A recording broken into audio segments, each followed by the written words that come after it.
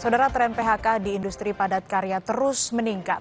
Bulan Ramadan atau jelang Lebaran, sejumlah pekerja kehilangan sumber penghidupan.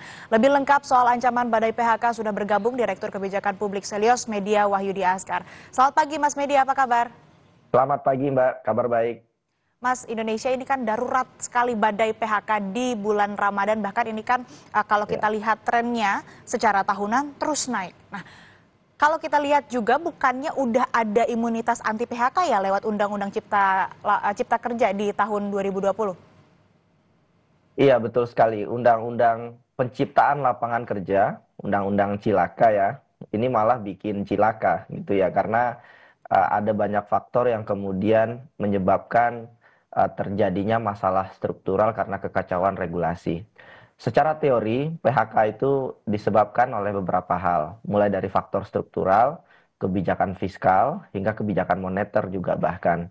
Nah, hari ini kita menghadapi gejolak ekonomi yang juga cukup signifikan, yaitu perlambatan ekonomi. Kita mengalami deflasi pertama selama 25 tahun terakhir, sehingga ini menggambarkan banyaknya investor ya dan pelaku usaha yang akhirnya menunda ekspansi karena pelambatan ekonomi, sehingga juga memperlambat penciptaan lapangan kerja baru.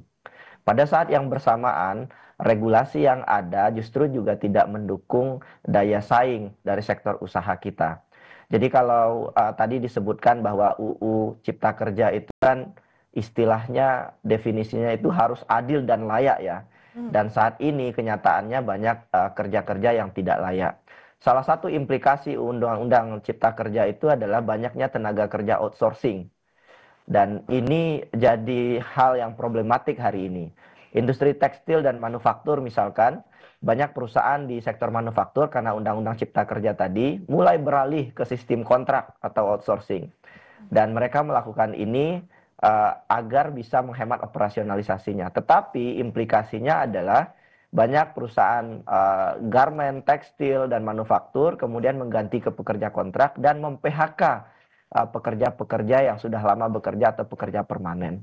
Jadi ini yang juga sangat disayangkan ya, implikasi yang tidak diantisipasi dengan baik oleh pemerintah. Di Kurangnya, lain itu, iya, selain itu kita juga melihat bahwa memang banyak sekali PHK menjelang Lebaran ini karena menghindari pembayaran THR. Ini juga harus disikapi dengan baik dan ditangani oleh Kementerian Ketenagakerjaan. badai PHK juga tak terlepas dari tadi yang disebutkan Mas Media, perlambatan ekonomi. Lalu Mas Media, kenapa sih Undang-Undang Cipta Kerja ini bisa dibilang melempem lah atau tidak ampuh dalam menarik investasi? Nah, investasi ini kan banyak mengalir ke padat modal, bukan padat Ya. karya. Masalahnya di mana? Pertama, masalahnya UU Cipta Kerja itu mengalami banyak revisi dan gugatan. Jadi ini menciptakan ketidakpastian hukum bagi investor. Jadi mereka juga akhirnya ragu menanamkan modal di Indonesia. Kedua, kualitas investasi kita emang buruk sekali. Jadi persoalannya bukan hanya di regulasinya. Dan ibarat kata kita hari ini tuh makannya banyak, tapi berat badan kita nggak naik karena terlalu banyak cacing di dalam perut negara ini. Apa itu? Yaitu korupsi. Dan membuat investor berpikir 100 kali untuk masuk ke Indonesia. Jadi ada yang bilang Vietnam lebih kompetitif dari segi regulasi, tidak sepenuhnya salah, tetapi sebetulnya ini hanya faktor ke-10 mungkin ya. Karena faktor utama kenapa investor ragu masuk ke Indonesia karena banyaknya pejabat yang korup. Dan kita menyaksikan ini juga akhirnya membawa dampak signifikan kepada angka investasi ke Indonesia. Belum lagi birokrasi yang tidak efisien. Karena kalau kita lihat investasi beberapa tahun terakhir, banyak bandara yang sepi, kemudian IKN juga berpotensi bermasalah gitu ya karena minimnya investor. Sehingga kalau kita tanya ke investor kenapa mereka ragu masuk ke Indonesia, karena hampir semua proyek itu tidak melewati tender. Sebagian besar diberikan kepada BUMN dan harganya mahal.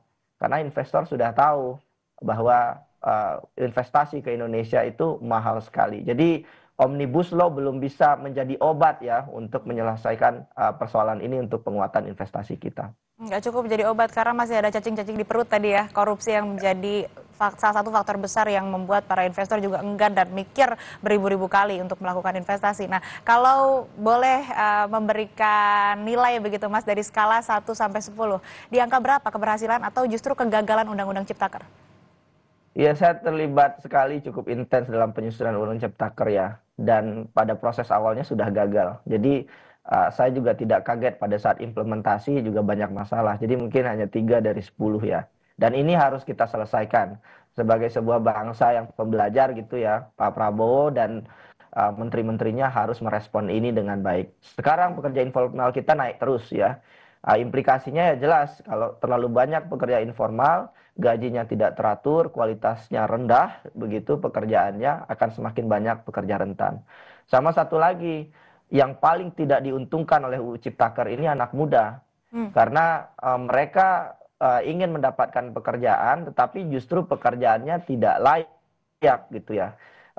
Mereka akhirnya juga tidak bisa menjadi karyawan tetap, Betul. mereka juga dibayar dengan murah, dengan skill yang sebetulnya mereka bisa terserap dengan baik di lapangan kerja, tapi karena Undang-Undang Ciptaker ini cenderung lebih banyak menguntungkan pengusaha, akhirnya banyak juga saudara-saudara kita anak muda yang tidak diuntungkan. Itu kenapa yang memicu juga kemarin hashtag kabur aja dulu, Hmm. karena regulasi ketenaga kerjaan di Indonesia belum cukup baik dan dianggap berpihak kepada keberlanjutan dan anak muda di Indonesia. Oke, 3 dari 10 tadi nilainya. Apakah ada sinyal Omnibus Law Undang-Undang Cipta Kerja ini nggak akan dipakai sebagai mazhab atau sebagai pemikiran ekonomi dari Presiden kita Prabowo Subianto? Ini menarik ya, karena dalam banyak kesempatan Pak Prabowo seperti menjauh dari pendekatan UU Ciptaker. Dan saya lihat beberapa waktu terakhir Pak Prabowo cenderung lebih reaktif dalam merespon isu-isu ketenagakerjaan. Mulai dari kenaikan UMP saat itu hingga beberapa hari terakhir janji pemberian THR untuk pengemudi ojek online. Tapi saya melihat bahwa meskipun langkah ini secara positif bisa membantu saudara-saudara kita pekerja rentan, tapi langkah ini juga berdiri di ruang kosong karena belum ada regulasi pendukung. Sehingga kalau kebijakan diusulkan secara spontan ya, tanpa landasan hukum yang kuat, akibatnya ya cenderung ugal-ugalan dan bermasalah ketika direalisasikan secara konkret. Jadi sebetulnya juga aksi yang dilakukan harus sebetulnya ada regulasi yang jelasnya dulu supaya tadi Ya, tidak terbilang betul. ugal-ugalan dan nantinya akan menjadi masalah di kemudian Ya, hari. Nah, ya, masyarakat juga kan saat ini menjelang Lebaran bahkan saat Ramadan ya sekarang begitu disodori terus dengan badai PHK, kemudian ya. naiknya harga bahan-bahan pokok begitu. Dan ironinya lagi nih Mas Media, saat masyarakat kesusahan, muncul kasus-kasus korupsi. Pertamina misalnya, kemudian pajak, sampai terakhir minyak kita. Nah sebetulnya kemana sih arah persepsi Ya. publik terhadap keadilan dan juga transparansi pemerintah? Saya kira publik merespon cukup keras ya terkait masalah korupsi hari ini. Dan kalau kita lihat sektor ekonomi, tahun lalu itu kita turun IHSG-nya 3,9%. Dan sebagian bilang alasannya adalah Trump, adalah masalah ekonomi global, tetapi toh faktanya negara lain tidak mengalami kondisi seburuk di Indonesia. Jadi memang lagi-lagi korupsi jadi masalah hari ini, tidak terhitung kerugian negara yang terjadi akibat korupsi. Dan segitu besarnya kerugian negara, ada tidak yang mundur pejabat Indonesia? Tidak ada. Jadi Oke. pemimpin kita sebagian juga tidak punya etika dan respon yang baik terhadap kasus yang terjadi hari ini. Bahkan kita juga menyaksikan banyaknya prinsip-prinsip meritokrasi yang dilanggar. Jadi kalau sesuai pasal 190 PP nomor 11 tahun 2017, nggak boleh ada adik dari menteri kemudian dimutasi menjadi staf ahli menteri. Tapi ada menteri yang kemudian melakukan itu. Jadi publik dipertontonkan oleh kondisi nepotisme, korupsi yang terus terjadi bahkan hampir setiap minggu ya.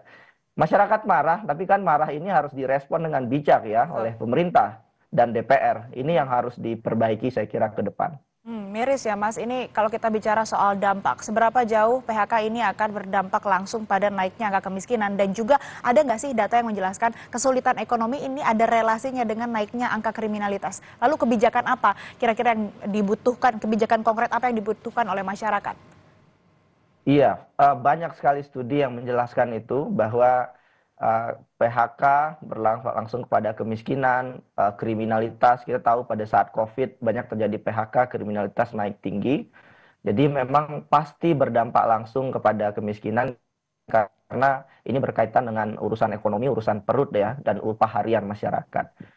Tapi saya kira dalam konteks hari ini yang perlu diingat-ingat betul oleh pemerintah ya, kita menyaksikan hari ini adanya pertarungan gajah dengan gajah, antara pelaku usaha besar dengan pelaku usaha besar, antara pejabat dengan pejabat, berdebat antara menteri dengan menteri gitu ya. Nah, ketika gajah bertarung dengan gajah, pelanduk mati di tengah, itu pepatahnya. Siapa pelanduk itu? Ya masyarakat yang dirugikan akibat kondisi hari ini, ketika aktor-aktor ekonomi, aktor-aktor politik terus bersiteru satu sama lain mencari sumber daya gitu ya, sehingga banyaknya kasus korupsi.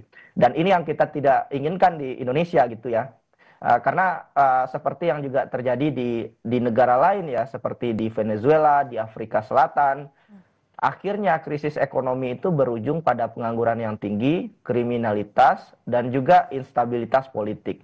Dan ini yang kita khawatirkan, bahwa negara ini tidak boleh kehilangan arah, karena ada banyak anak muda yang menggantungkan harapan hari ini terhadap kebijakan ini, karena berdampak signifikan pada mereka 10-20 tahun ke depan.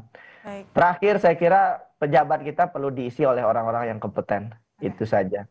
Baik, artinya memang apa yang terjadi sekarang pada masyarakat, utamanya soal lapangan pekerjaan dan juga ya berita buruk soal badai PHK ini tidak terlepas juga karena ada cacing-cacing di perut tadi, lagi-lagi korupsi ataupun juga pertarungan antar elit. Nah, ini yang harus dibersihkan, ini yang harus ditangani juga, karena banyak sekali masyarakat terutama anak muda yang menggantungkan hidup begitu ya, ataupun juga perlu memiliki pendapatan atau penghasilan. Terima kasih Mas Media Wahyudi Askar, Direktur Kebijakan Publik Selios, telah bergabung bersama kami di Kompas Bisnis. Sehat selalu Mas. Baik, Mas. Terima kasih.